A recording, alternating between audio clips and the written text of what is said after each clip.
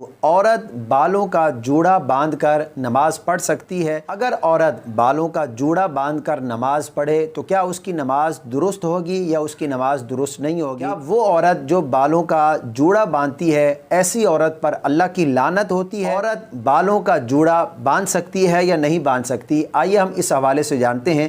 اگر آپ روزانہ اسلامک نالج کے حوالے سے ویڈیو حاصل کرنا چاہتے ہیں تو ہمارے چینل کو سبسکرائب فرمائیں، بیل آئیکن کو ضرور پریس کریں تاکہ ہماری ہر ویڈیو کا نوٹیفیکیشن بر وقت آپ کو مل سکے۔ عورت کا اپنے بالوں کا جوڑا بنانا، چوٹیاں بنانا، یہ کیسا ہے؟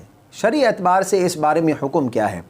دیکھیں، اس حوالے سے مسلم شریف کی ایک حدیث مبارکہ ہے۔ حضرت ام سلمہ رضی اللہ تعالی عنہ آپ فرماتی ہیں کہ میں نے عرض کیا رسول اللہ صلی اللہ تعالی علیہ وسلم، میں اپنے بالوں کا سخت جوڑا باندھتی ہوں، سخت چوٹیاں باندھتی ہوں، تو کیا جس وقت میں غسل کروں تو اس جوڑے کو، اس چوٹیا کو کھول لوں یا ویسے غسل کر لوں؟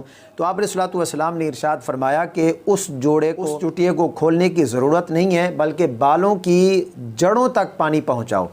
یعنی اگر چوٹیا کو کھولے بغیر، اس جوڑے کو کھولے بغیر بالوں کی جڑوں تک پانی پہنچ جاتا ہے تو پھر اس چوٹیا کو کھولنے کی ضرورت نہیں ہے، اور اگر پانی نہیں پہنچتا تو پھر اس کو کھولنا جو ہے غسل کی حالت میں یہ ضروری ہے۔ اس حدیث مبارکہ کی روشنی میں علماء فرماتے ہیں کہ عورت کے لیے اپنے بالوں کا جوڑا بنانا، چوٹیا بنانا یہ بالکل جائز ہے۔ شرعی اعتبار سے اس میں کوئی قباحت نہیں ہے۔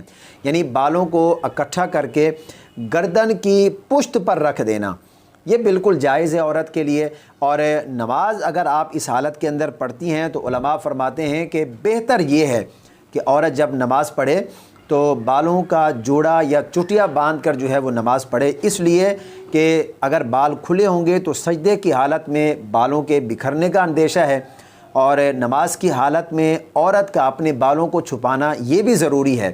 تو اس حالت میں جب بال بکھر جائیں گے تو اس کے بال نظر آ جائیں گے اور نماز فاسد ہو جائے گی۔ تو بہتر یہ ہے کہ عورت اپنے بالوں کا جوڑا یا چوٹیا وغیرہ بنا کر بالوں کو اکٹھا کر کے گردن کی پشت پر رکھے، اور اس صورت میں وہ نماز پڑھ سکتی ہے، اس کی نماز بالکل درست ہوگی۔ ہاں، جو مرد حضرات ہیں، اولاً تو مردوں کو اتنا لمبے بال رکھنے کی اجازت ہی نہیں ہے، زلفیں رکھنا اس کی ایک لیمٹ ہے۔ اگر کسی مرد نے لمبے بال رکھے ہوئے ہیں تو نماز کی حالت میں مرد کے لیے یہ جائز نہیں ہے کہ وہ چوٹیا بنا کر یا جوڑا بنا کر نماز پڑھے۔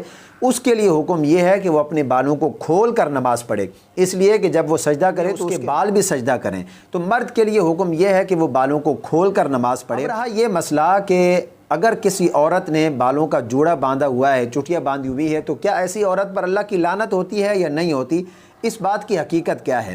دیکھیں، جو میں نے ابھی آپ کو عرض کیا کہ بالوں کو اکٹھا کر کے گردن کی پشت پہ رکھنا یہ تو بالکل جائز ہے، اس میں کوئی قباحت نہیں ہے۔ بعض عورتیں کیا کرتی ہیں، بالوں کو اکٹھا کر کے وہ بالکل جو ہے وہ سر کے اوپر اونٹ کی کوہان کی طرح چوٹیا بنا لیتی ہیں، بالوں کا جوڑا بنا لیتی ہیں۔ یہ ناجائز اور حرام ہے، یہ منع ہے۔